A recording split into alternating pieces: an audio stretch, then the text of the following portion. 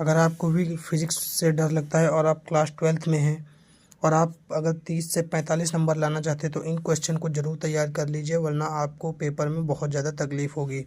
तो ये है most important derivation for class 12th। ये यूपी बोर्ड और सीबीएसई बोर्ड दोनों के लिए सेम रहेगा।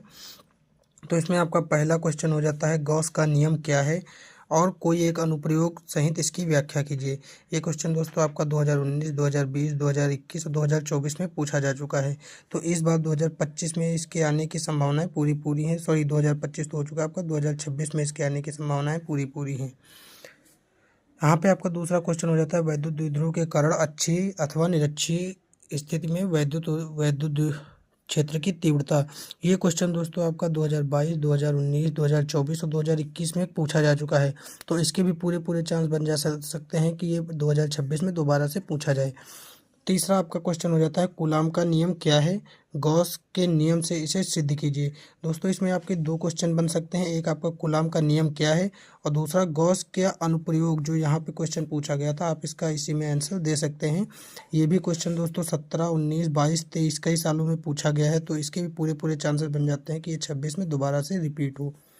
चौथा आपका हो जाता है, एम्पीयर के परिपथीय नियम की व्याख्या कीजिए। दोस्तों ये आपका शॉर्ट में या लॉन्ग में पूछा जा सकता है। शॉर्ट या मीडियम में, लॉन्ग में इसके आने के चांसेस कम है, लेकिन अगर आएगा तो ये भी डेरिवेशन काफ़ी अच्छे नंबर आपको देके जाता है। तो इसको हम 3 स्टार की रेटिंग देके आगे बढ़ते हैं। दोस्तों आपका 5वें नंबर का क्वेश्चन बन जाता है, स्वप्रेरण अथवा अन्योन्य प्रेरण।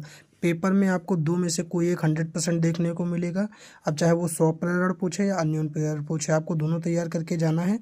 ये भी क्वेश्चन 2025, 24, 19, 17 कई बार पूछा जा चुका है। तो इसके भी पूरे पूरे चांसेस बन जा सकते हैं कि ये 26 में दोबारा से पूछा जाए।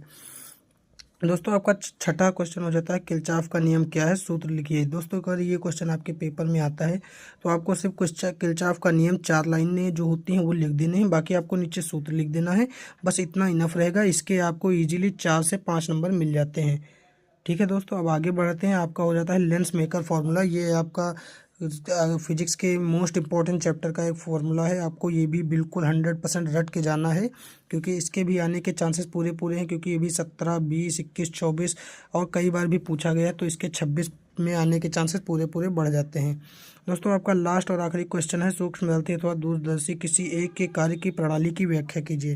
दोस्तों ये क्वेश्चन आपका बार बार रिपीट होता है। 2022, 23, 19, 20 ऐसा कोई साल नहीं जिसमें ये पूछा ना जाता हो।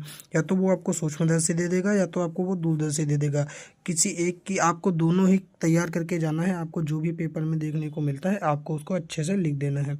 तो दोस्तों ये था फिजिक्स के मोस्ट इम्पॉर्टेंट डेरिवेशंस। अगर आप कहेंगे तो मैं इन पर आपको एक लॉन्ग वीडियो बनाकर भी दे दूंगा।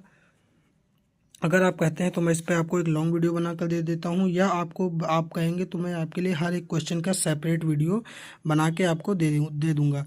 तो आपको जैसा भी रहे आप यहाँ पे कमेंट में बता दीजिए और वीडियो को लाइक कर दीजिएगा। और अगर आपके कोई और भी दोस्त जो आपके साथ पढ़ते हैं उसे शेयर कर दीजिएगा, ताकि वो भी क्लास 12th में 30 से 45 नंबर ला सके।